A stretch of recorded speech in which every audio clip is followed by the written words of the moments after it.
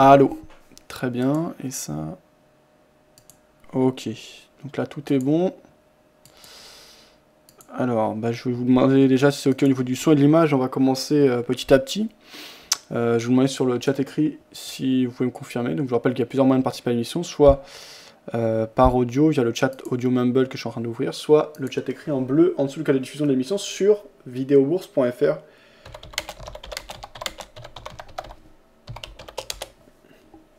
Merci Over d'avoir confirmé que c'était ok au niveau du son. Salut Nostra, qui j'ai un peu papoté par écrit là. Donc salut Over, salut Liva et salut Tremel qui sont présents sur le chat écrit. Sur le chat audio, pardon. Salut sur le Mumble. Bah alors puisque c'est ok, on va pouvoir commencer. Donc je vous rappelle que cette émission, c'est une émission dédiée au trading, dans laquelle je présente mes prises de position, je publie de manière transparente les résultats de mon compte. Moi je suis un trader qui évolue sur les marchés financiers activement depuis 2007-2008. Ça fait un moment maintenant. Ceci dit, je n'ai pas de licence, je n'ai pas le statut de CIF, donc conseiller en investissement financier. Là, à ce titre, je n'ai pas le droit de donner de conseils, donc j'ai vraiment un rôle d'animateur. Je dis ce que je fais, mais en aucun cas j'ai le droit de dispenser des conseils. Ceci étant dit, vous avez autant votre mot à dire que moi. Donc si je parle plus, c'est pour donner de l'entrain, pour animer l'émission et tenir un modèle sur le long terme. Ceci dit, n'hésitez pas à prendre la parole, à intervenir par rapport à ce que je dis, que ce soit par écrit, donc je fais le point régulièrement, ou par audio. Voilà, donc l'idée c'est vraiment de participer et de créer une ambiance de salle de marché virtuelle. Voilà. Sachant qu'à la rentrée, là, à partir de septembre, mi-septembre, début septembre ou mi-septembre, je reprendrai les émissions sur l'ensemble de la journée, je vous préciserai les horaires, etc. plus tard. Bon, on va enchaîner. Alors actuellement, on a un compte qui est à 10 254 € au niveau de l'équité. La balance est à 10 749 €. Il s'agit d'un compte ouvert chez Active Trades avec 10 000 €. Il s'agit d'un compte virtuel. Vous pouvez suivre les résultats en cliquant sur les liens au-dessus et en dessous du cas de diffusion de l'émission pour rejoindre le MyFXBook. Et donc le suivi de mes résultats sont mis à jour toutes les 5 minutes, donc c'est vraiment très transparent. Je publie également mes résultats sur le site officiel de MetaTrader. Et pour le moment, donc, le progrès n'est pas énorme. Le but est de surperformer le CAC 40 sur le long terme. Pour le moment, ça n'est pas le cas. Le CAC 40 fait mieux que nous. On ira voir ce qu'il a fait ce jour. Alors, ce que l'on constate, c'est qu'on a quand même 2,6% de profit, ce qui est positif. On a un risque qui est largement maîtrisé, avec un nombre de positions qui commence à être significatif et intéressant. Voilà. Donc, on continue à se travailler sérieusement, à gérer notre risque de manière serrée, intelligente et définie à l'avance. Voilà. Donc actuellement, on a pas mal de pertes en cours. La semaine dernière, on était repassé en positif au niveau de l'équité. Ça n'a pas suivi des masses. On va aller voir ce qui s'est passé, s'il y a des gains à prendre, parce qu'on a aussi pris des gains la semaine dernière. Et après, il n'y aura pas de perte à prendre a priori, puisque c'est fait automatiquement, et ça se passe mal. Les pertes, on a les stop-loss clairement placés. On n'a pas à gérer ça. Donc on va commencer par les positions gagnantes. Donc NZD USD, le dollar néo-zélandais face au dollar américain, sur lequel on gagne 158,46 € avec un swap négatif de 4,05 €. C'est une position qu'on a ouverte le 19 août dernier. Donc on gagne 157 €, on va aller ouvrir ce NZD face au dollar américain. Voilà, on l'a ici. Donc on a eu une belle impulsion baissière. On n'a pas cassé les précédents plus bas, là on a les acheteurs qui commencent à revenir, ça me suffit. Donc là, je vais prendre mon bénéfice sur NZD USD. C'était une belle position. Voilà. Et donc derrière, eh bien, si on a une impulsion suffisante, si on vient casser les précédents plus bas, je n'hésiterai pas à rentrer de nouveau. Mais là, j'ai fait un bénéfice sympa, le mouvement se calme, je préfère sortir du marché. Je vais également supprimer les ordres en attente, qu'on voit apparaître ici. Donc NZD USD.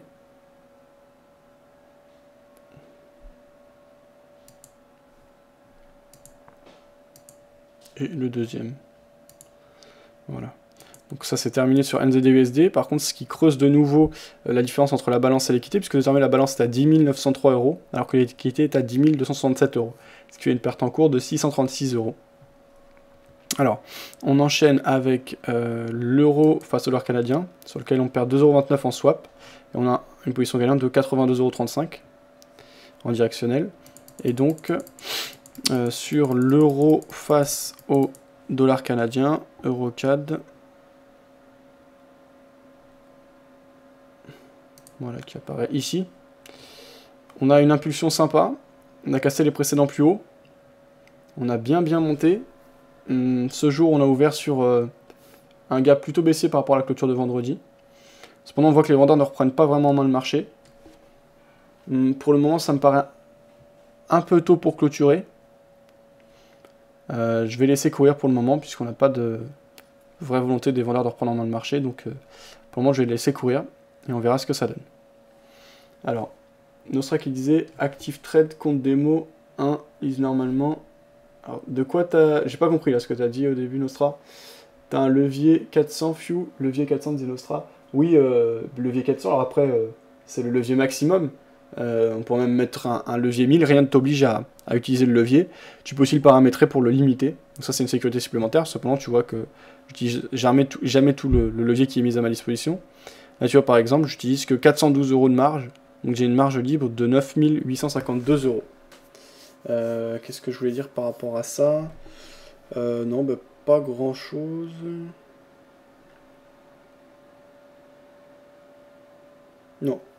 Non, rien d'autre à signaler pour le moment.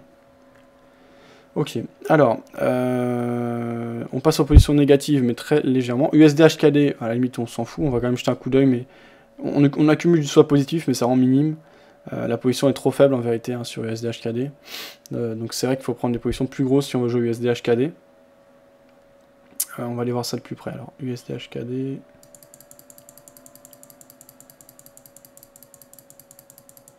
Voilà qu'on a ici. Donc, les acheteurs qui reviennent un peu. Ce qu'il y a, c'est que USD HKD, on voit que là on perd 2,16 €. On a un swap qui est de 12 centimes, swap positif. À la limite, si je veux jouer mon scénario, il faudrait que je prenne une position beaucoup plus grosse. Il faudrait prendre une position... Si ça seulement égal à... Ouais. On va dire x5. Hein. Ouais, parce que c'est une paire qui est assez peu volatile. On aura un point de sortie qui est serré. Donc on peut se le permettre. Donc je vais largement augmenter la taille de ma position. Donc actuellement on avait 0,4. Et donc je vais passer à, pas 4 lots, mais à 2 lots donc sur cette paire, sachant que la valeur du point est très faible, hein, donc ça peut paraître impressionnant. Mais en fait ça ne l'est pas. Donc je vais rajouter 1.6 achat, voilà, qui est fait. Et donc là on a bien 2 lots, donc on perd 9,26 € et on aura une exposition bien plus grande.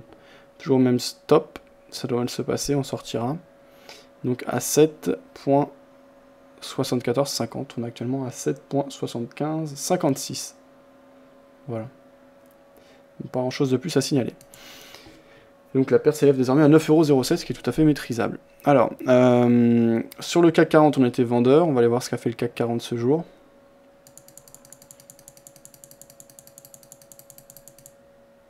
Voilà. Donc le CAC... Voilà. Le CAC 40, on a tenté de baisser, et on voit que les vendeurs n'ont pas réussi à maintenir le cap vers la baisse, à prendre un biais clairement baissier. On a des acheteurs qui sont revenus, on l'a soutenu finalement. L'impulsion, donc pas évident. On est toujours en position, on sortira un tiers de la position si on casse les précédents plus hauts. Pour le moment, c'est mitigé, donc pas grand chose à dire, pas grand chose à faire. Alors, euro GBP, on perd 53,31 €, on a un swap positif de 21 centimes. On va aller voir où est cet euro GBP.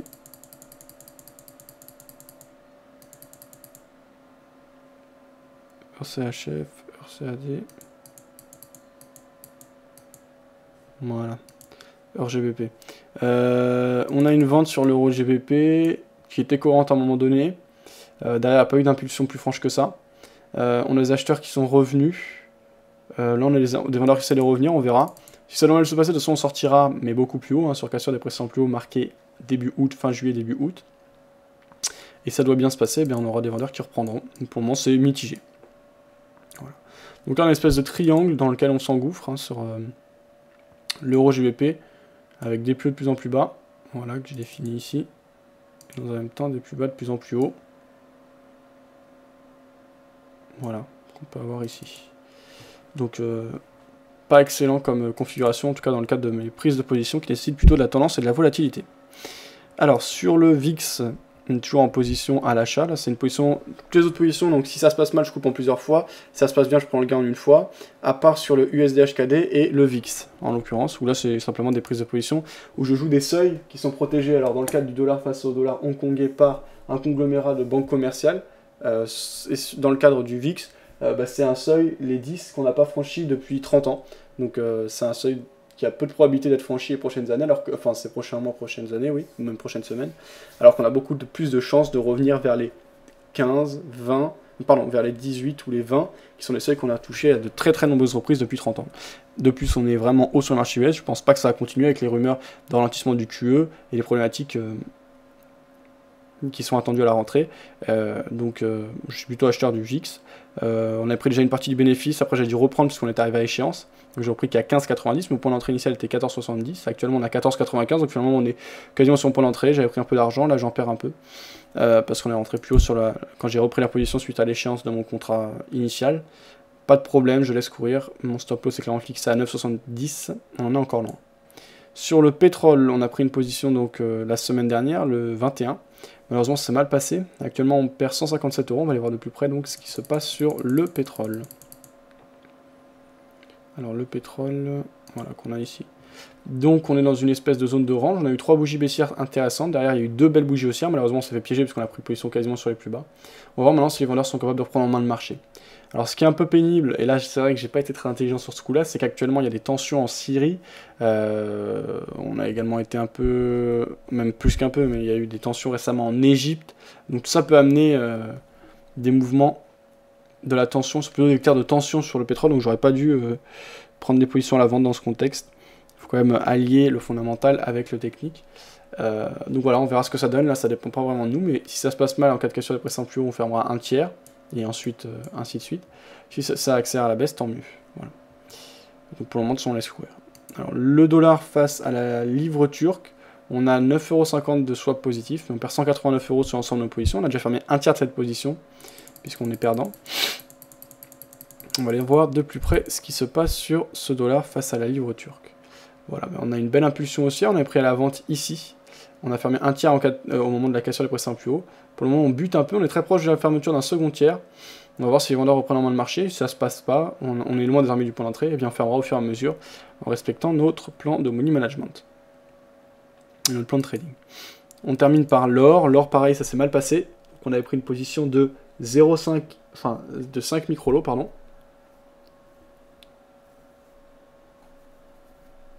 Voilà. Et donc, actuellement, il nous reste que 0,03 lots, donc 3 micro-lots. Donc on a fermé un peu plus d'un tiers de la position. On a un swap négatif de 1,20 € et une perte en cours de 245,14 €. Donc là, c'est la position qui nous fait perdre le plus d'argent pour le moment, cette vente de l'or. Voilà le graphique de l'or qui s'affiche ici en graphique journalier. Donc on avait pris position à la vente à ce niveau. Là, on avait pris de l'argent, pardon. Et ensuite, on avait un retour des acheteurs. Là, les vendeurs revenaient assez fortement. On a pris position à la vente ici. Malheureusement, le mouvement ne s'était pas poursuivi. On a eu un beau retour des acheteurs. Désormais, on est proche de notre second point de sortie, qui fermerait le second tiers. Le vendeur qui essaie de revenir, mais c'est timide pour l'instant. Voilà donc l'ensemble de nos positions. On a actuellement 1, 2, 3, 4, 5, 6, 7, 8 positions ouvertes. Est-ce que c'est équilibré? Donc on va comparer par rapport au dollar surtout. Hein. Donc sur l'or, on est vendeur, donc on achète le dollar. Sur le dollar face à la livre turque, on le vend. On achète le dollar face au pétrole. Le VIX, on va pas trop en prendre en compte. CAC 40. USD, HKD, on est acheteur. Voilà. Donc dans l'ensemble, on est quand même plutôt acheteur de dollars que vendeur. Donc 3 pour 1. Donc il faudrait essayer de ne pas trop déséquilibrer ce ratio, puisque sinon on s'exposerait trop dans un sens, sachant que le dollar est un produit majeur et que les grosses tendances viennent souvent de sa part et qu'on a souvent les corrélations des actifs face à ce dernier.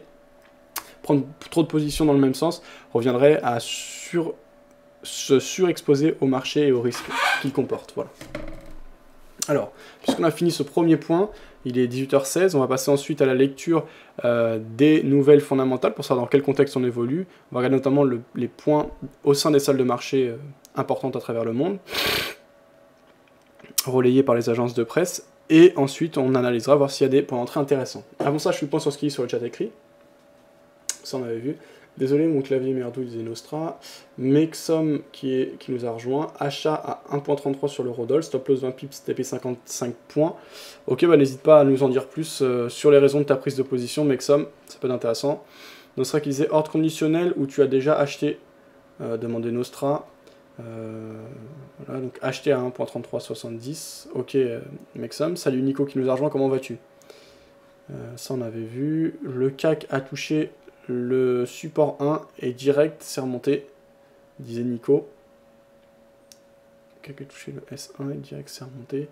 Oui, effectivement, on voit que ça a bien soutenu les cours, hein, ce support, et pour le moment la stratégie acheteuse sur le CAC continue de fonctionner. C'était notamment Benoît Rousseau que j'avais interviewé cet été, vous avez vu, du blog enlil.com, qui jouait ce scénario d'achat sur repli sur le CAC. Ça a dû vraiment bien se passer pour lui. Mexom qui disait ça va, trend à la hausse sur le dollar néo-zélandais et sur l'AUD cette semaine. Je pense trop tard pour rentrer. Me concernant, je vais chercher des ventes intraday. Alors pourquoi penses-tu que les acheteurs reviendraient sur le NZD et l'AUD qui ont été quand même, notamment dans le cas du NZD, beaucoup vendus la semaine dernière? Nico, est-ce que tu avais joué toi justement tu parles du S1 qui a bien tenu sur le CAC, est-ce que tu avais joué, est-ce que tu avais tradé sur le CAC 40 ce jour ou sur un autre produit? Qu'est-ce qu'il disait? Bilan sur les 9 derniers, plus 900 €. Bravo à toi Chris. Alors est-ce que ce serait possible d'en savoir plus sur ce que tu as fait? Alors déjà tu dis voilà exactement ce que tu as fait, mais sur les stratégies que tu as employées pour générer ces bénéfices. C'est bon, ça disait Matt. Parle pas argent Chris. Ok, donc ça on avait vu. On enchaîne avec le point en direct des salles de marché réalisé par romandie.com. Alors, du côté de Romandie, ok.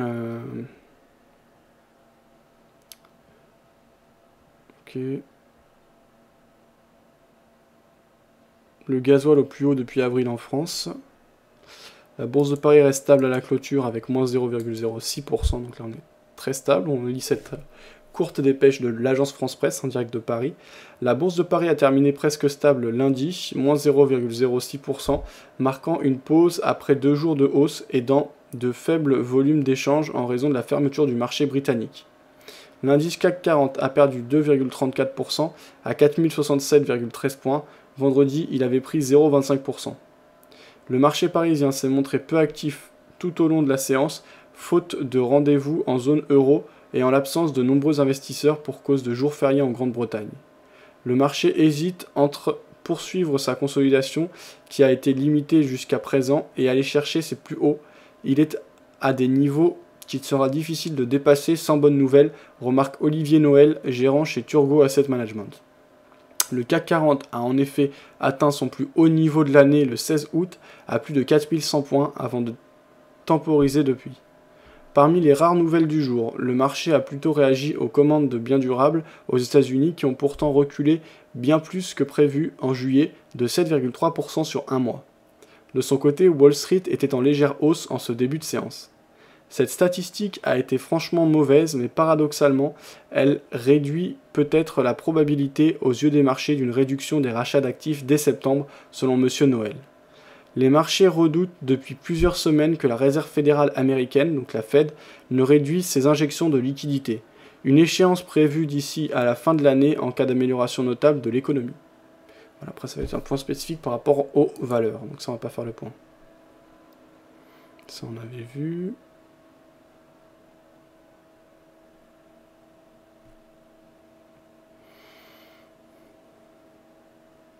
Toujours des tensions en Syrie.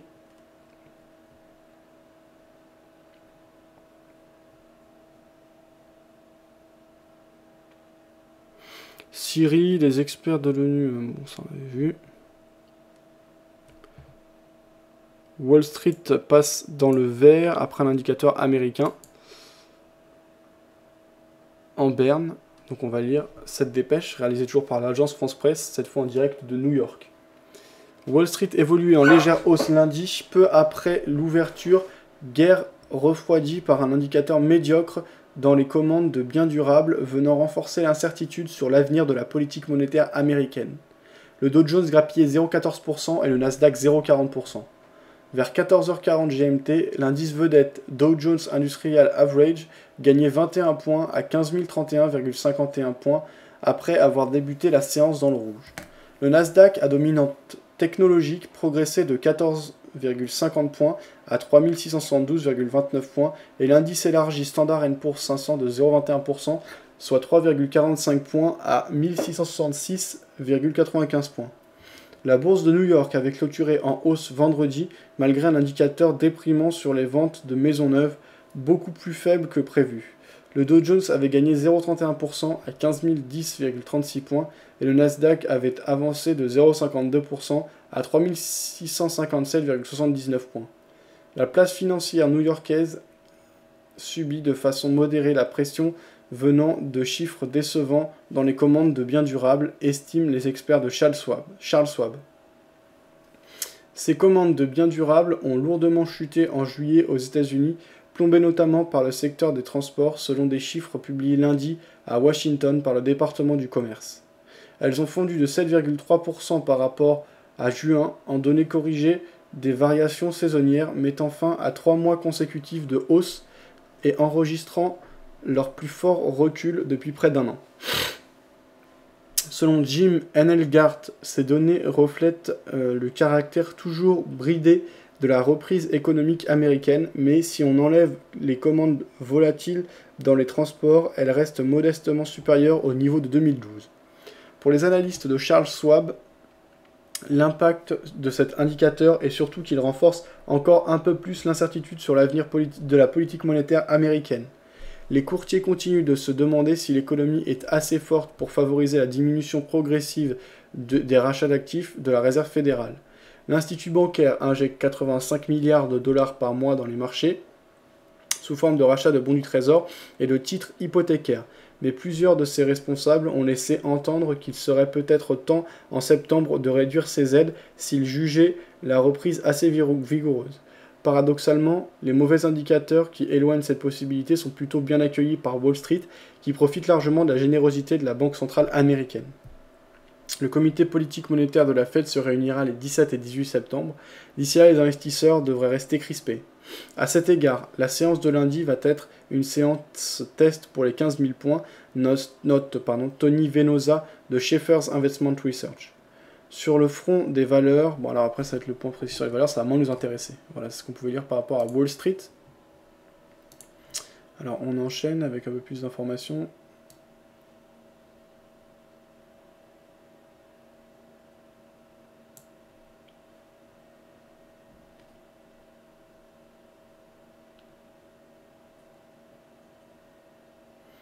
Les bourses américaines, les plateformes boursières BATS et Direct Edge fusionnent.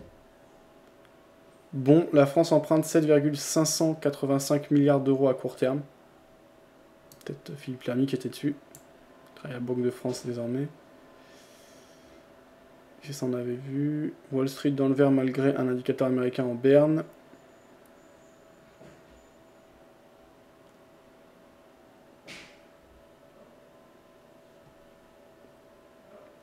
Ok, donc voilà. Les gros titres, on va aller jeter un coup d'œil du côté de Forex Factory pour voir ce qui a été publié aujourd'hui en chiffres macroéconomiques concrets et ce qu'on attend de demain, et ça nous suffira pour comprendre le contexte fondamental et macroéconomique dans lequel on évolue et nous mettre à l'étude technique et graphique des différents actifs financiers. Alors, chercher des opportunités d'entrée et de prise de position dans le cadre des conditions que l'on s'est fixées. Voilà. Alors, cette nuit, on a eu des chiffres par rapport à l'économie néo-zélandaise, donc la balance commerciale qui est tombée moins bonne qu'attendue. Paradoxalement, ça a fait un peu remonter le dollar néo-zélandais a priori. À 14h30, on a eu les commandes de biens durables par rapport à l'économie américaine, moins bon qu'attendu. Moins 0,6 au lieu de 0,6%, chiffre précédent un peu révisé, à moins 0,1%. Sur le mardi, donc on a eu German Info Business Climate. Donc demain, pardon, on aura à 10h le climat des affaires en Allemagne. À 16h, on aura la confiance du consommateur américain. Voilà les deux grosses nouvelles que l'on attend demain. Donc c'est dans ce contexte qu'on va commencer à travailler. Avancer un petit peu sur le chat écrit. 18h26, on est dans le timing, il n'y a pas de souci. Alors, ça, on avait vu. Chris qui disait 900 plus 200 plus 31 égale 1131 euros en 9 jours. Ça vous va ou pas? Bah, Chris, tu parles souvent de choses. Tu balances un peu des choses comme ça dans le vide, mais ça parle pas beaucoup en fait. Parce que il faut. Comme tu le sais, il y a beaucoup de gens qui disent tout et n'importe quoi sur Internet. C'est pour ça qu'il faut s'attacher à montrer ce qu'on dit si on veut après développer. Autrement, ici sur le forum, essaie de te contenter de donner tes prises de position sur le trading. À la limite, nous donner également tes prises de position sur les autres biais que tu utilises dans le cadre de la spéculation, qui sont donc les paris hippiques et les paris sportifs. Mais balancer des choses comme ça n'a pas tellement d'intérêt parce qu'on ne sait pas si ce que tu dis est vrai ou faux en fait. Voilà. Mark Bull qui disait, moi j'ai tradé les news aujourd'hui, j'ai fait 35 € en démo, histoire de faire et établir une stratégie dessus. Ok, Mark Bull, est-ce que tu peux nous en dire plus sur la stratégie à laquelle tu as réfléchi, sur laquelle tu as travaillé justement, par rapport à ces 35 €? Ça m'avait vu Chris qui disait, je gagne 30 fois plus au turf qu'en trading, disait Chris. Voilà un petit lien pour avoir les points pivots. Merci Nico pour le partage. Alors, ok, oui, donc ça c'est pour avoir les points pivots. Ah, merci, c'est intéressant. Si on va avoir une référence, parce que souvent quand on a des indicateurs, étant donné que les points pivots, alors quand il s'agit d'indices, il n'y a pas de problème puisque c'est des places boursières, donc on a tous que ce soit les futurs ou les indices cash, ou les actions cash, on a tous les mêmes heures d'ouverture et de fermeture, donc c'est facile de calculer les points pivots. Par contre, quand il s'agit de paires de devises, étant donné que c'est ouvert 24 sur 24, par exemple sur l'euro-dollar, qu'est-ce qu'on doit prendre? Est-ce qu'on doit prendre une tranche horaire européenne ou américaine? Quelle tranche horaire, etc. Puisqu'on a plusieurs créneaux horaires, donc c'est pas évident. Ici, ça permet d'avoir une référence. Alors, je suis pas prêt sur quel modèle c'est basé, mais en tout cas, si c'est un modèle qui est utilisé par la majorité des traders, ça permet d'avoir un repère quand on utilise un indicateur personnel ou personnalisé de calcul des points pivots. Merci Nico. Maxim qui disait sur NZDUSD et AUDUSD, tu as des figures de retournement et patterns directionnels sur le profil. Ok, n'hésite pas à partager des graphiques, hein, Maxim. Salut Cyros qui nous a rejoint, Matt qui disait, mais allô, il faut certifier mon compte par un huissier de justice, je crois, disait Chris. Non, c'est pas ça, c'est juste que oui, bah c'est bien. Après, on peut rien dire de plus que c'est bien, parce que on sait pas ce que tu dis, il faut... Enfin voilà. N'hésite pas par exemple à nous dire ce que tu as en cours, ou des choses comme ça. Ça sera intéressant. Alors Maxim qui disait, non mais on s'en bat les couilles des turfeurs poteaux, disait Maxim. Nesra qui rigolait. Voilà. Bon après, moi ça me dérange pas du tout qu'on parle de turf sur le chat écrit, puisque t'as raison Chris, hein, c'est toujours la même logique de l'offre et la demande.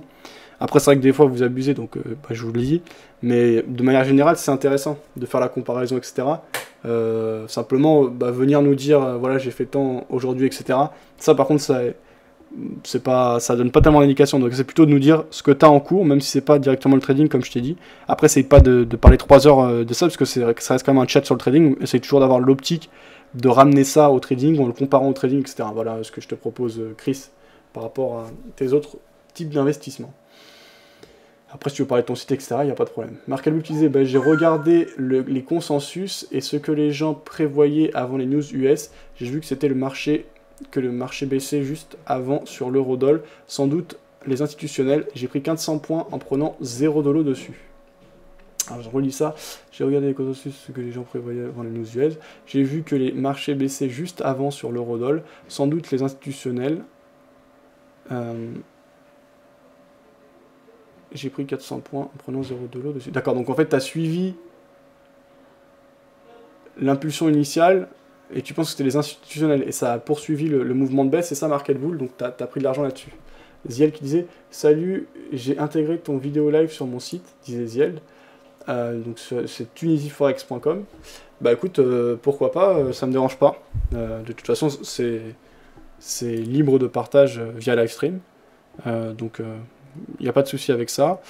Je vais regarder ça. Tunisie Forex, démo contexte. Je connais pas ton site. Après, ça a l'air d'être entre français et arabe. J'ai acheté un coup d'œil un peu plus précis sur ce que vous faites, si vous travaillez sur des projets, s'il y a un peu du collaboratif par rapport aux formes, etc. Donc je garde ça et j'irai voir ton site de plus près un peu plus tard. En tout cas, pas de souci pour le partage. Au contraire, ça me donne plus de visibilité. Merci, nous sommes une grande communauté tunisienne, on va te suivre. Pas de problème, Zed. Alors, ça, on avait vu. oublie les strats comme ça. Donc Mexum qui conseille à Market Bull de ne pas forcément utiliser des stratégies en rapport avec les news. Alors n'hésite pas à développer un Mexum parce qu'il y a quand même des choses qui sont intéressantes par rapport aux nouvelles. Il y en a qui arrivent à faire des choses intéressantes. En tout cas, si tu penses que c'est pas la meilleure manière, ou alors que même si tu penses que c'est mauvais de trader les news, n'hésite pas à argumenter. Bon, on va enchaîner avec une petite information, j'ai pas encore mis, mais ça va être mis prochainement, parce que j'attends de peaufiner et confirmer tout ça, mais théoriquement, mercredi soir, alors demain, j'irai au Palais Brognard à Paris pour interviewer André Malpel, qui est l'organisateur des salons. Vous savez qu'il y a le salon du trading les 20 et 21 septembre à Paris. Moi j'y serai, donc n'hésitez pas à y aller, hein. Moi j'y vais chaque année, je filme. Alors, après les vidéos sont publiées que à partir de 2 semaines après, et ça prend, on étale sur un mois en général de diffusion, donc quand vous regardez les vidéos, certes c'est bien, notamment pour les conférences, etc. Mais tout ce qui est contenu, analyse, etc., il faut mieux venir directement à Paris. Et c'est normal, hein, c'est pour ça qu'il y a des salons, etc. Mais c'est aussi rendre plus humain et se rendre compte de la réalité du marché. C'est un vrai avantage. Donc ça sera les 20 et 21 à Paris, espace Champéret, je crois. Je suis pas sûr en fait, c'est Cardin ou Champéret. Je vais regarder, de toute façon je vais vous laisser le lien, salonat.com. Et vous rencontrerez beaucoup de brokers, c'est gratuit. Vous rencontrerez beaucoup de traders, des Français, des étrangers, des traders connus et reconnus qui traderont devant vous, avec des comptes réels de 50 000 euros. Et en fait, si demain je vais l'interviewer, bien sûr, ça va être pour présenter cette édition, mais aussi pour parler, en fait, vous savez, chaque année, il fait André Malpel, donc via le salon, ils organisent donc des concours de trading que je filme, qui opposent différents des grands traders. Là, vous voyez, cette année, il y aura, alors, je ne sais pas qui c'est qui va participer précisément, mais là, on voit quelques photos, donc Jérôme Révillier, Jean-Luc Hussac, Rob Hoffman, l'ami, comment il s'appelle, j'ai interviewé... c'est quelqu'un qui travaille avec Univers Bourse, je ne me rappelle plus de son nom. Tammy Kabadge, Tom Hougar, un Danois qui est assez connu, et donc André Malpel. Et cette année, ouais, donc 50 000 euros réels, il trade devant vous, c'est quand même vraiment intéressant. Et il y aura une place qui sera laissée pour un particulier. Et donc 10 jours avant le salon, ou en tout cas 10 jours, sur une période de 10 jours, ils vont organiser en partenariat avec Self Invest un concours basé sur des comptes démo. Donc vous aurez juste à ouvrir un compte démo chez Self Invest. Pendant 10 jours, il y aura un concours qui sera organisé, et le meilleur trader sur les 10 jours, alors les règles seront expliquées précisément justement dans la vidéo que j'irai faire demain après-midi au Palais Brognard avec André Malpel, participera avec un compte de 50 000 euros au duel de trading et se mesurera devant l'ensemble de la salle, et ce sera également filmé, aux différents grands traders que je viens de vous citer. Alors je ne sais pas si ce sera eux ou d'autres, là je sais qu'eux ils seront présents, est-ce que ce sera eux qui seront présents au duel? On en saura plus très rapidement, c'est aussi pour ça que j'y vais demain pour filmer. Et donc le particulier qui l'emportera sur ce concours via des comptes de démonstration se verra allouer un capital de 50 000 euros. Donc il se fera également connaître en tradant devant l'ensemble des gens qui seront présents sur le salon, et sa prestation sera également rediffusée sur notre chaîne, donc qui est sur notre site internet. Donc ça assurera une visibilité importante. Et le gros intérêt, et l'intérêt vraiment concret, l'intérêt direct, c'est donc 50 000 euros qui seront déposés sur un compte chez WH Self Invest. Si le trader qui aura gagné le concours le jour, donc le concours via les comptes démo qui sera organisé 10 jours avant le salon, le jour du salon, donc dans le cas des duels officiels organisés lors du salon, gagne de l'argent, cet argent sera pour lui. S'il perd de l'argent, la perte sera prise en compte et payée par WH Self Invest.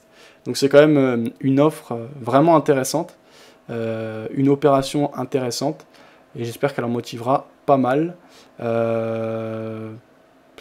Quelque part j'aimerais m'y inscrire, alors après je serai en train de filmer, etc., donc je vais pas le faire, mais voilà, parce que je vais pas tout mélanger, etc., mais c'est super, franchement c'est super, ne serait-ce que pour se faire remarquer, mais au-delà de ça, pour l'intérêt concret, je veux dire, avoir un compte de 50 000 euros entre les mains tout au long de la journée, quasiment, parce qu'il y aura de nombreuses sessions, ou au moins pour quelques heures, savoir que si on perd, aucun risque, et si on gagne, on prend de l'argent. Je sais pas quelle sera la limite de levier, etc., mais ça peut vite devenir très intéressant. Donc voilà, tout ça, plus d'informations demain.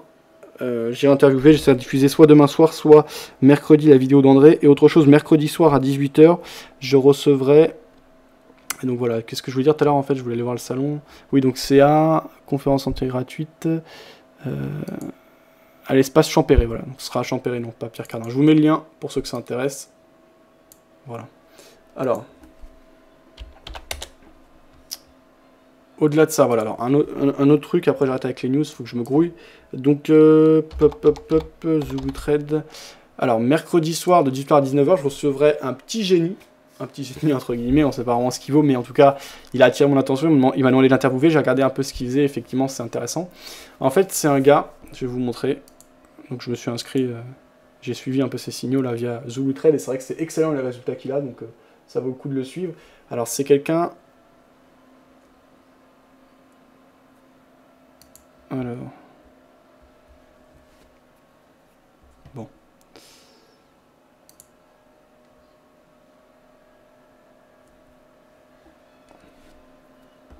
C'est pas ça.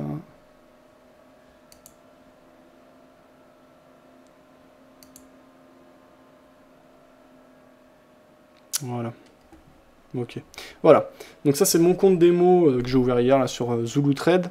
Et donc vous voyez le gars s'appelle Ibrahim Chauvin. Vous avez le lien ici, je vais vous mettre le lien.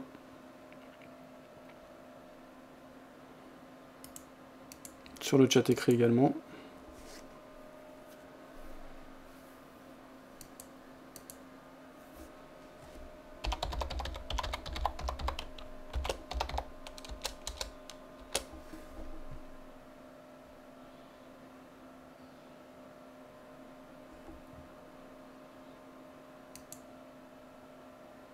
Et voilà. Voilà. Je vous mets le lien vers le profil de ce gars-là. Donc, le gars s'appelle Ibrahim Chauvin. Il a 18 ans, tout juste. Il est 74e sur Zulu Trade au classement mondial. Je crois qu'il y a 20 000 ou même plus de 20 000 personnes qui sont inscrites. C'est le premier français sur Zulu Trade. Ses performances sont affichées ici.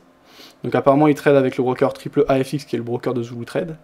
Alors ici on voit ses profits, donc ils sont vraiment intéressants puisqu'il cumule 11 958 points depuis le 28 mai 2013. Son drawdown maximal est de 24%, donc ce qui est important mais pas fou. Ces trades durent en moyenne 17 heures, donc il n'y a pas de scalping, etc. Au niveau des positions ouvertes, il a moins 848,6 points, donc ça c'est plutôt négatif, mais comparé aux 12 000 points qui ont été clôturés, ça reste très intéressant, ça fait donc plus 11 000 points. Donc c'est là 2 semaines, on a un nombre de trades de 624, trades de recul. Il a 50 utilisateurs abonnés, donc quelques-uns en réel. La dernière fois que j'ai vu sa dépêche, il avait 9200 $, donc si on cumulait les actifs des différentes personnes qui le suivaient en réel, ce qui est pas mal. Il ne peut pas faire n'importe quoi, etc. Pire opération, meilleure opération, voilà les utilisateurs live. Alors là on voit les profits que les personnes ont réalisé concrètement en suivant ce trader, donc les profits en réel. Donc on voit un gars par exemple grâce à ce trader qui a gagné 444 $, un autre 360 $, un autre 225 $, un autre 73, un autre 63 $. Il a fait une vidéo pour présenter un peu son approche. On a toutes les informations précises sur ces trades, donc il n'y a pas de choses, voilà. Donc il présente un peu sa stratégie dans une vidéo, ça c'est intéressant, je vais mettre le lien vers sa vidéo également, pour ceux que ça intéresse. Oui, voilà, c'est ça, Mexom Ibrahim Chauvin. Et bah voilà, on verra un peu. Alors, a priori, tout est intéressant par rapport à son MyFXBook. Alors bien sûr, on peut se dire, il est jeune. Après, je le connais pas du tout, donc on peut se dire, on peut se demander ce qu'il y a derrière. Mais déjà, rien que le fait qu'il soit premier trader français et que donc sur Zulu Trade et qu'il ait des résultats aussi intéressants, ça vaut le coup de s'y pencher. Donc c'est pour ça que j'ai décidé de l'interviewer demain. On va essayer d'en savoir plus. J'ai regardé sa vidéo, elle est intéressante. Il explique clairement ce qu'il fait. On a ses performances depuis mai, donc on peut... trade, meilleur pire. Voilà, un club PNL non réalisé. Donc on voit là ses performances. Donc en mai, il a réalisé 865,80 points. En juin, il a réalisé 4300 points. En juillet, il a réalisé 4732 points et il avait moins 357 points en position ouverte. Et en août, pour le moment, il a réalisé 2168 points et il a moins 837 points en position ouverte. Donc on voit qu'il trade essentiellement l'euro-yen. Au niveau de l'étude du drawdown, voilà, comparé à la courbe des profits, on voit qu'elle varie pas des masses. Quand même, on a des petits écarts, mais il n'y a rien de fou. On voit qu'il accepte... hop, peut-être pas d'ailleurs. On verra ça. On ira ça et chercher, essayer de chercher à comprendre. Je vois qu'il prend pas beaucoup de pertes. Donc est-ce qu'il y a un refus de prendre des pertes? Ça c'est possible.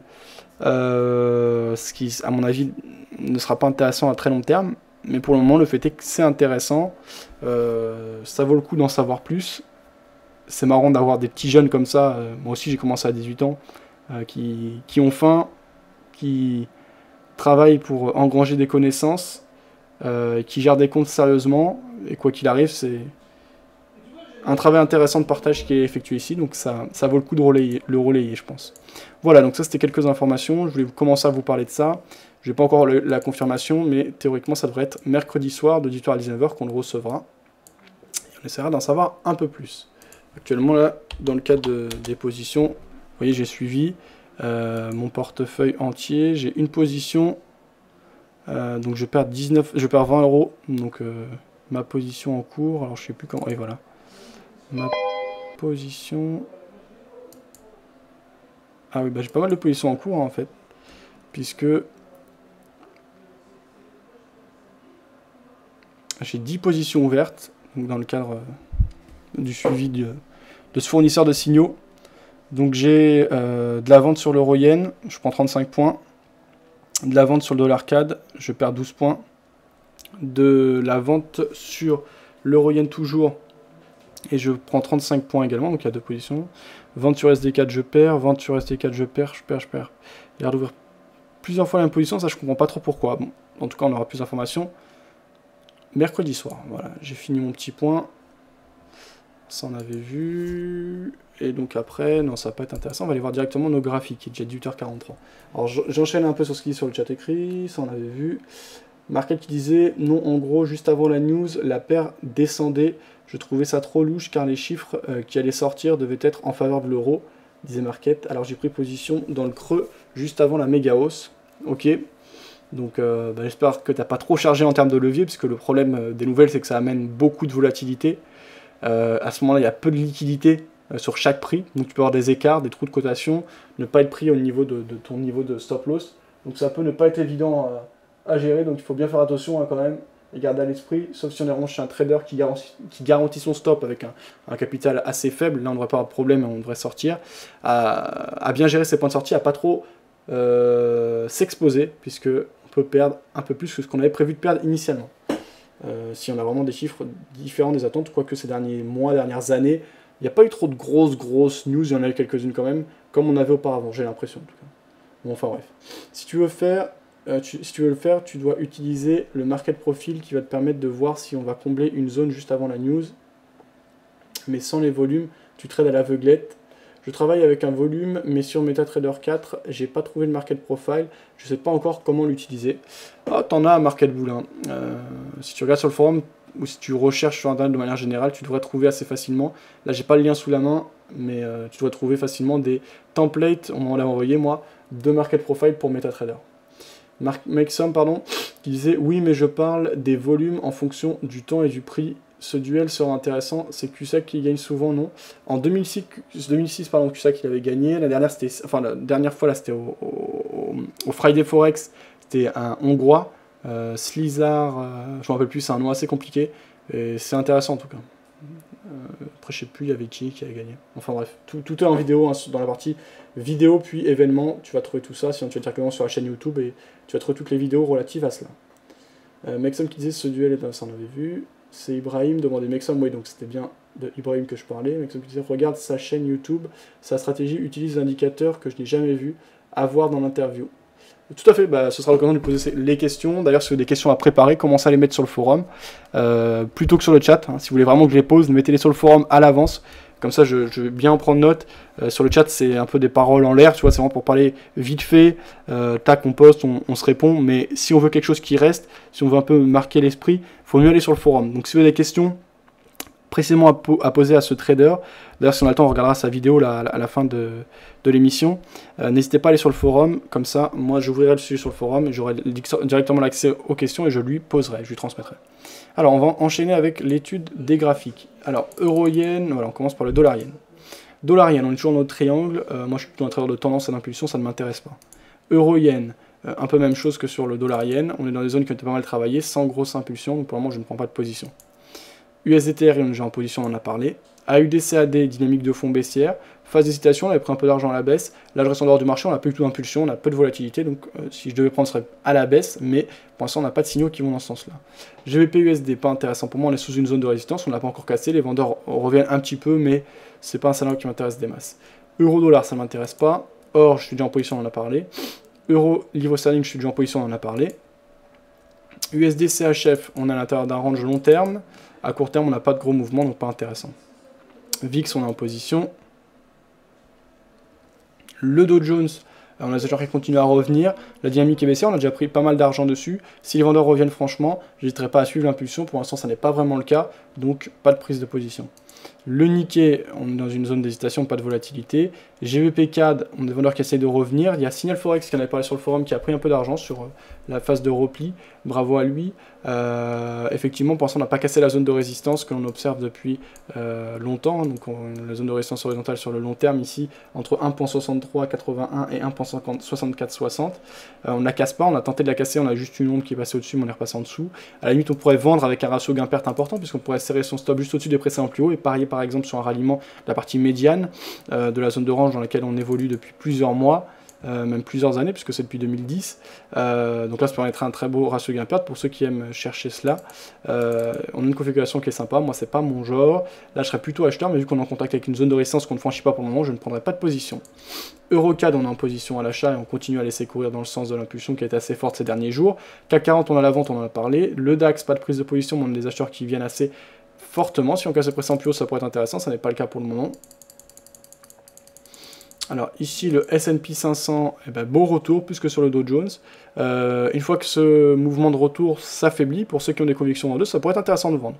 Et d'ailleurs demain, si je vois qu'on a le même type de bougie ou une bougie légèrement baissière, je pourrais vendre ici le S&P 500 puisque j'ai un biais plutôt vendeur fondamentalement. On est vraiment haut sur ce marché comme sur les autres marchés américains. On a une bonne impulsion, on a une petite phase de correction qui ne remet pas en question la dynamique impulsée ces derniers jours, dernières semaines. Donc n'hésiterai pas à la suivre et à prendre position sur phase de rebond, donc à bon compte, dans le sens de la tendance initiale, donc l'impulsion initiale qui est plutôt baissière.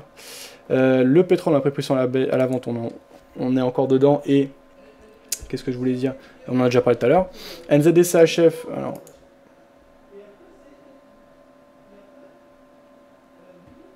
NZD-CHF ici en graphe journalier. Impulsion baissière, léger retour des acheteurs. Toujours intéressant à la vente. Maintenant, j'avais pris mon bénéfice. Finalement, vendredi, on avait bien continué à la baisse. Donc, c'est intéressant. Le support et les précédents plus bas sont affaiblis. On le voit ici. Pas suffisamment pour le casser. Mais si on reprend, j'hésiterai pas à resuivre. Hein. On est en tendance. La tendance de fond, on voit ici en graphique journalier baissière. On a des impulsions importantes. Donc, pour moi, les probabilités sont relativement dans notre sens. Alors, il faudra faire attention puisqu'on approche aussi d'une autre zone de support. Donc, deux précédents plus bas qui avaient amené une phase de correction importante en mai 2012, qui sont les 0,70-60. On est actuellement à 0,72-42. Donc voilà, on va voir ce que ça donne. Mais plutôt intéressant ce NZD-CHF, mais pour le moment, on ne poursuit pas le mouvement. NZD-USD, on a pris le bénéfice, donc pour le moment, je reste en dehors du marché. AUD-USD, pas de mouvement franc. Pour l'instant, je reste en dehors du marché. Euro-franc suisse, pas de mouvement franc. USD-CAD, on est proche des précédents plus hauts, donc c'est trop tard pour entrer à l'achat. Il faut s'approcher de la zone de résistance pour que je rentre. AUD-GPY, pas de mouvement franc, mais je surveille plutôt les dynamiques baissières. Euro-AUD, aujourd'hui pas de mouvement franc, mais je surveille plutôt des hausses si on casse les précédents plus hauts, ce qui n'est pas le cas pour le moment, on pourrait se diriger vers un double top, donc attention. Ah, l'argent est vraiment bien remonté. L'argent est vraiment bien remonté. Alors là, si on prend le long terme, effectivement, on retrace presque 23.6. Si on prend plus court terme au niveau des Fibos,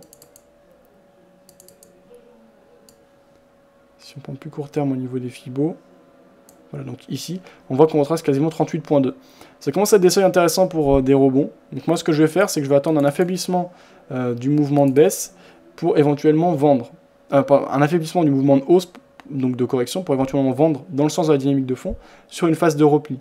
Cependant, ça fera un peu doublon avec l'or, c'est ce qui me dérange, mais on a eu un argent qui est vraiment fortement remonté. Là, c'est trop tôt encore, parce qu'hier, on a une très belle bougie de hausse, hier, vendredi, on a une très belle bougie de hausse, et ce jour, on a seulement une toute petite bougie de baisse, et encore, c'est quasiment un doji, c'est-à-dire qu'on a plutôt de l'hésitation que de la baisse, ou une vraie volonté des vendeurs de reprendre en main ce marché. Donc pour le moment, je vais rester en dehors du marché. USD-HKD, on en a parlé tout à l'heure, j'ai renforcé. Pour accumuler plus de swaps, parce que je pense qu'on peut avoir une phase de correction. Donc j'ai 2 lots actuellement sur l'USD-HKD. Ce qui ne fait pas en fait une forte exposition, hein, donc 2 lots ça paraît impressionnant dans les termes, mais concrètement c'est pas grand chose.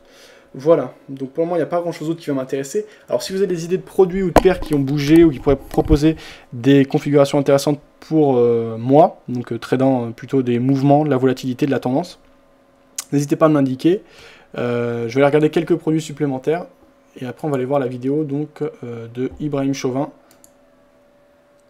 que l'on recevra mercredi soir pour voir déjà son approche de base et le connaître un peu plus.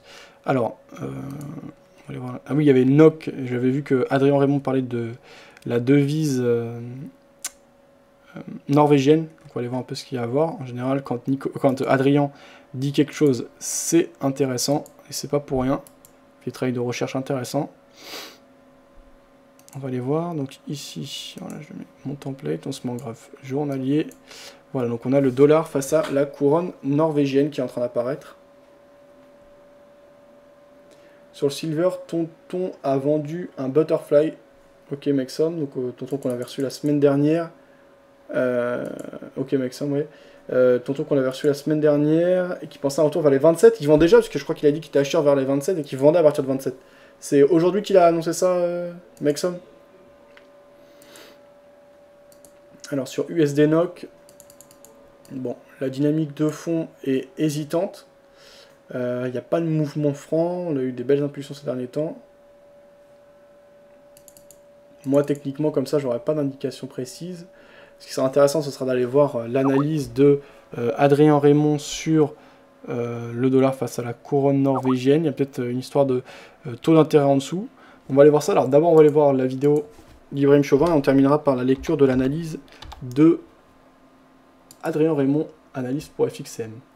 Market Bull disait le USD-CAD pardon, est dans un beau canal aussi. Effectivement, alors moi, j'en ai pas tout à l'heure de USD-CAD, ça m'intéresse effectivement Market Bull, mais j'attendrai la cassure effective des précédents plus haut, ce qui n'est pas le cas pour le moment.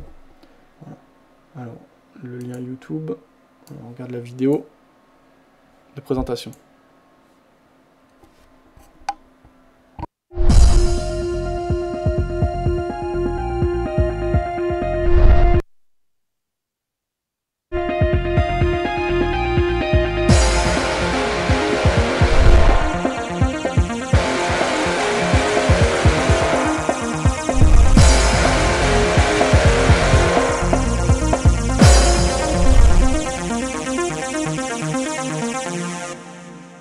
Bonjour à toutes et à tous, c'est Ibrahim Chauvin pour une nouvelle vidéo et la première sur ma chaîne YouTube. Alors aujourd'hui, je vais commencer par me présenter et établir ma première stratégie de trading avec vous. Alors je me présente, je m'appelle Ibrahim Chauvin, j'ai toujours 18 ans et j'ai entamé le trading depuis 3 mois activement sur le marché du Forex, notamment en commençant par la paire euro-dollar, puis la paire en ce moment euro-GPI. Alors ça fait depuis 13 ans que je trade, j'ai commencé par le site Golden Boy qui proposait du trading sur le CFD sans effet de levier. Je me suis ensuite redirigé vers eToro qui, a priori selon moi, n'était pas assez performant pour afficher les dizaines de milliers d'unités sur les pips. C'est alors que je me suis interrogé et j'ai trouvé ensuite le logiciel MetaTrader qui était assez complet pour moi, ainsi que AeronFX et ISA Market pour commencer à trader en démo. Mes résultats s'élèvent à 80%, 95% de réussite sur du M15, M5 uniquement, avec des stratégies assez simples. Alors aujourd'hui, ce que je vais vous présenter, c'est ma nouvelle technique de stratégie et de trading. Alors d'une part, à gauche, on a en M5 et ensuite en M15. Alors pour commencer, je vais vous expliquer ma technique et le 3 Level ZZ Sémaphore. Alors ça, je pense que pas mal de personnes connaissent. C'est un indicateur qui permet de voir quand entrer et sortir du marché. Le seul petit souci, c'est qu'il n'est pas assez précis. Je m'explique, le petit 3 que vous voyez ici peut être présent ici. Ainsi, si le marché fait un drawdown, le 3 se déplace.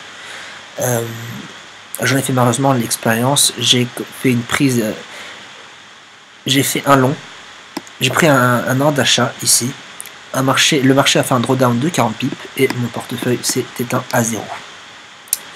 c'était une assez triste nouvelle, mais bon, c'était pas pour ça que je me suis découragé. J'ai commencé ensuite à m'interroger et je me suis dit que je vais le combiner avec 3-4 autres indicateurs.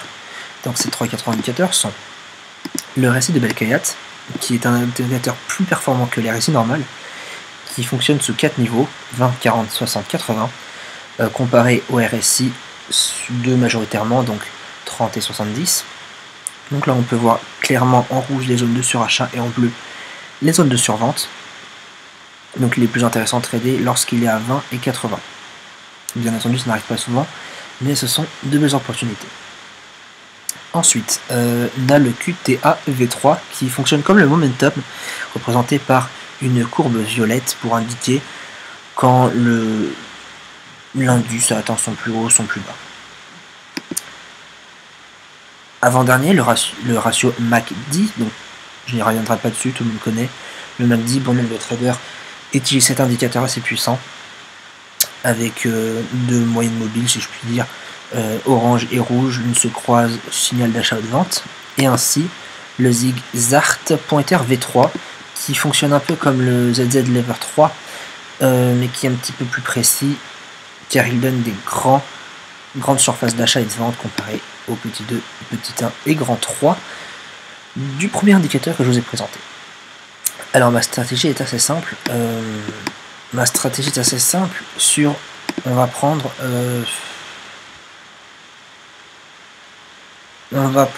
imaginons.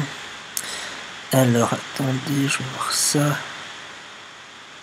On va prendre cette journée de trading. Donc imaginons que notre journée, on s'est connecté à 4h du matin. Donc on va prendre à partir de 4h ce matin jusqu'à seulement 16h40. 15h40 parce que je suis en GMT plus 2 pour cette journée. Alors on place, lorsque le 3 apparaît, un ordre de vente jusqu'au signal du placement d'achat, donc qui est de 125 pips pour un short. Puis nous allons prendre un long qui est de 173 pips, finir ensuite sur du 50 pips et revenir encore sur du 50 pips. Alors en bas à droite on va pouvoir voir combien de pips nous avons gagné dans cette journée, et par exemple sur un lot de 1 ça fait un peu beaucoup d'argent. Je vous laisse faire le calcul, je vous mettrai en bas comment on calcule le nombre de pips et la taille du lot. Je pense que bon nombre d'entre vous connaissent. C'est une technique assez pratique et facile pour pas se tromper. On peut utiliser comme les 3 indicateurs que je vous ai dit pour voir si le marché est en hausse ou en baisse. Le RSI à pas se tromper, on attend bien qu'il soit au plus bas, ainsi que le QTA. On attend bien aussi qu'il atteigne le bas 129 ou voire 132 pour placer un ordre d'achat ou de vente. Cette technique est maintenant finie. Je vous laisse essayer ça en compte démo. Je vous joins les 4 et 5 indicateurs par fichier joint sur la description de cette vidéo YouTube. Je vous laisse, à bientôt. Voilà, bon, alors on voit qu'il utilise des indicateurs. Bon, de toute façon, il a que 18 ans, donc forcément il a encore beaucoup à apprendre. Hein. Ça, c'est inévitable. Maintenant, c'est déjà bien ce qu'il présente. C'est efficace depuis mai. Ça l'a permis de se hisser en tant que trader français numéro 1 sur Zulu Trade et 74e sur plus de 20 000 traders. Alors après, honnêtement, il y a d'avoir un peu de naïveté dans sa vidéo. C'est pas du tout quelque chose qu'on peut reprocher de toute façon à quelqu'un qui a 18 ans. C'est même plutôt normal. Il a le temps de toute façon de travailler. Donc là, ce qui monte, oui, c'est effectivement des indicateurs qui repeint. Il l'a précisé. Il ajoute des filtres donc pour essayer de trader donc uniquement en suivant ces filtres afin d'optimiser ses résultats. Moi, ce qui m'a un peu interpellé par rapport au suivi de ses performances, c'est le fait qu'il n'y a pas de prise de perte a priori. Donc ça sera intéressant de voir avec lui justement comment il gère les phases de drawdown. Est-ce qu'il les coupe à un moment donné ou pas? En tout cas, ça vaut le coup d'aller voir de plus près ce sur quoi il travaille. Alors ça on avait vu, regarde sa chaîne YouTube, sa stratégie utilise des indicateurs que je n'ai jamais vu avoir dans l'interview. A priori Mexam, hein, il laisse tous ces indicateurs, c'est ce qu'il dit en dessous de sa vidéo, donc je t'ai mis le lien tout en haut du chat là, vers sa vidéo, et en dessous tu devrais trouver les différents indicateurs dont il parle. Mexam qui disait sur l'argent, Tonton a vendu le Butterfly, et c'est ça on avait vu. Mexam qui disait il vend intra pour acheter ensuite direction 27. Ok, Mexam par rapport à Tonton qui est donc vendeur intraday sur l'argent, mais qui reste sur un biais de fond haussier. Mexam qui disait enfin intra, il vend pattern 60 minutes. Ok. Merci. Alors, je voulais enchaîner avec l'analyse d'Adrien Raymond, et on terminera là-dessus puisqu'il est déjà 19h02. Alors, Adrien Raymond, je vais aller sur son Twitter directement. Je vous rappelle, vous pouvez me suivre sur Twitter. Pourquoi il ne me met pas mon Twitter? Oui, d'accord. Vous pouvez me suivre sur Twitter. J'essaie de relayer l'ensemble des informations intéressantes par rapport aux analystes.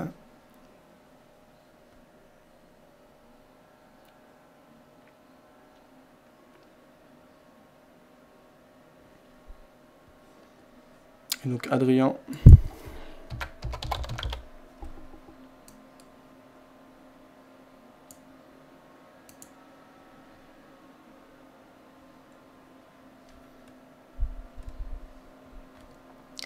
Le rand sud-africain se retourne nettement, c'est impressionnant. Alors a priori il y a du mouvement par rapport au USDZR, déjà je vais jeter un coup d'œil. Alors.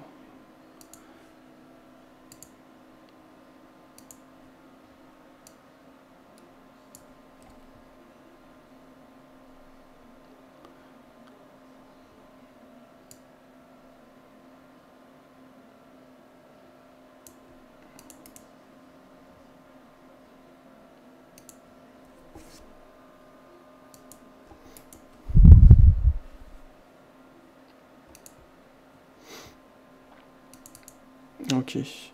Alors, la dynamique de fond est haussière. On a une très belle impulsion court terme ici sur USDZR. Le désavantage en achetant le dollar, c'est qu'on va s'exposer à un taux d'intérêt important. Ce jour, on a eu quand même une accalmie. Mais on a eu effectivement une très belle impulsion le 26. Donc, c'est bizarre. Ah oui, non, parce que je suis en horaire, voilà. Je me demandais qu'est-ce que c'est. Ok. On est en journalier ici. Je me disais c'était bizarre. Ok. En journalier, donc la dynamique de fond est haussière. On a une impulsion sympa, mais pas folle non plus. Il faudra casser les prix plus haut pour m'intéresser. Et le problème, c'est quand on s'expose à des gros taux d'intérêt, donc on les a contre nous, il ne faut pas rester longtemps sur le marché. Donc vraiment, il faut attendre les impulsions. Vous voyez là, par exemple, tac, tac, tac. Là, je sais pas trop quand rentrer. Là, c'est sympa. Là, je rentre. Je reste quelques jours. On voit que ça pendant quelques jours, ça varie pas trop. Donc, je suis susceptible de sortir à ce moment-là sur un petit gain. Derrière, on a une belle impulsion. Là, je prends. Et là, on voit que rapidement, ça accélère. Et je coupe. Mais je m'expose pas longtemps parce que tout de suite on va accumuler du swap négatif, ça va jouer clairement contre nous. C'est pas comme dans le cadre du dollar face à la livre turque, où on peut attendre, au contraire le temps joue pour nous, réduit notre perte ou augmente notre gain.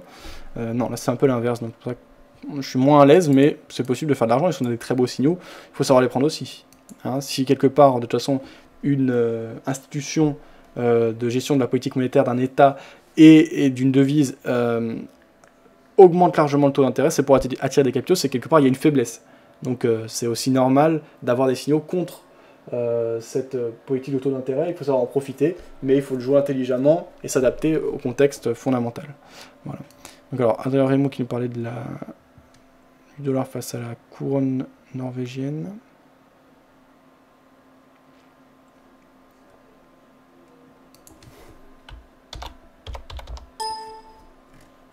Putain, il poste tellement aussi de rien là que j'ai du mal à retrouver.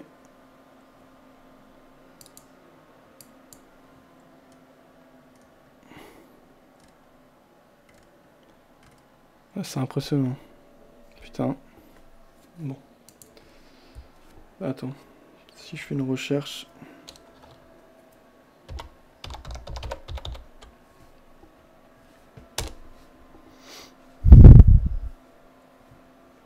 Voilà, le 25 août, j'avais retweeté. Ok, donc j'ai retrouvé ça. Voici un graphique qui montre clairement que la couronne norvégienne risque de se déprécier de manière rapide. On va aller regarder ça. C'est un lien vers DailyFX. Je vous laisse le lien pour ceux que ça intéresse.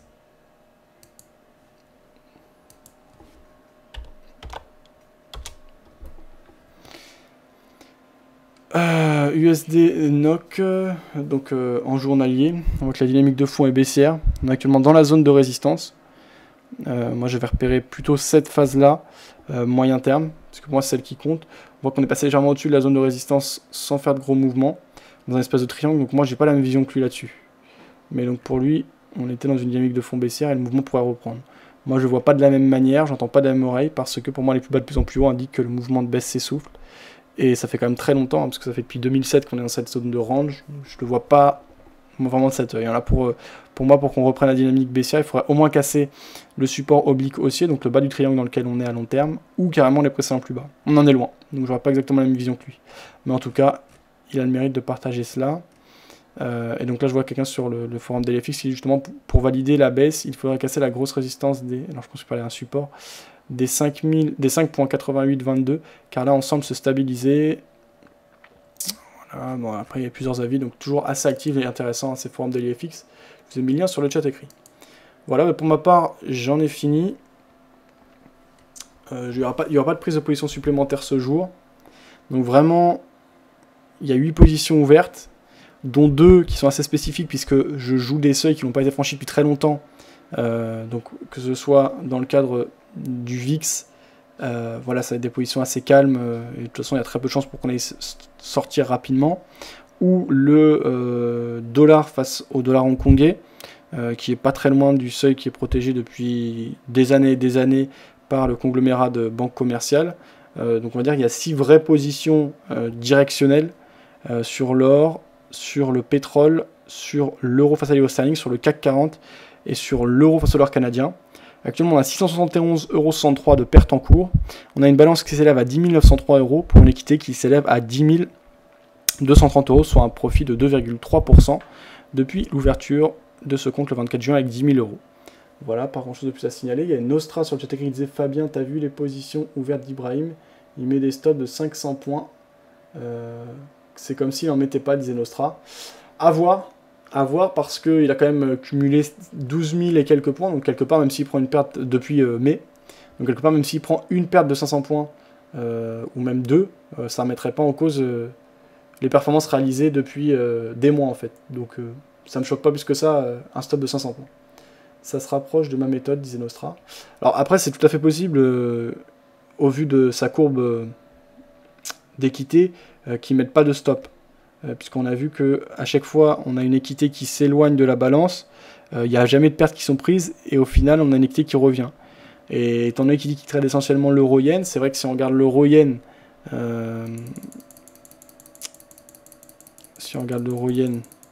voilà, ici, on a eu peu de mouvement, donc quelque part, s'il a pris des positions sur l'euro-yen, à chaque fois, on devait revenir sur ces niveaux, et donc il peut sortir. Quoi qu'il en soit, voilà, factuellement, il est le premier trader français sur Zulu Trade, 74e au rang mondial. C'est sérieux, c'est sur un nombre de trades conséquent comme suivi. C'est un suivi prouvé et approuvé par Zulu Trade. Donc ça vaut le coup d'en savoir plus. Alors après, peut-être que derrière, on sera déçu. Quoi qu'il en soit, il faut se rappeler que c'est un jeune qui a 18 ans et qui débute sur les marchés. Donc qu'il soit tenté par ce type d'approche, etc., c'est assez normal. Moi-même je l'ai fait, je pense que beaucoup d'entre nous ont été tentés. Après, c'est vrai que ce type d'approche a ses limites. Après, il ne faut pas sous-estimer, c'est pas parce qu'il est jeune qu'il est bête ou qu'il a peu de connaissances. On peut être jeune et bien informé. Donc ce sera vraiment l'occasion, mercredi soir, 18h à 19h, de découvrir, de lui poser toutes ces questions. Donc encore une fois, n'hésitez pas à les préparer sur le forum. Voilà. Alors, PTSP qui disait le robot RGB King ne prend plus de position depuis un moment. C'est possible qu'il ait été coupé, donc je vais voir s'il faut le relancer. On fera le point demain, Matt, si tu le veux bien, sur l'euro livre sterling. Ça, on avait vu.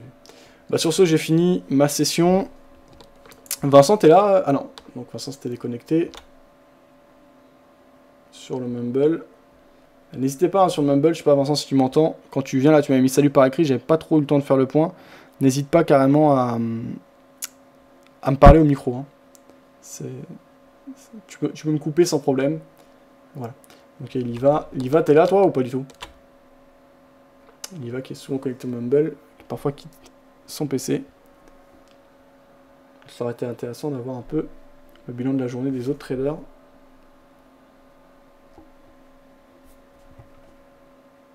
Bon. Bah sur ce, j'ai fini ma session.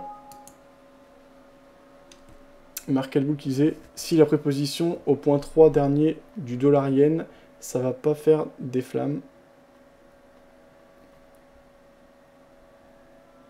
Ok. Bonne soirée à tous, bon trade, à demain pour une nouvelle session de trading à 18h, de 18h à 19h sur videobourse.fr.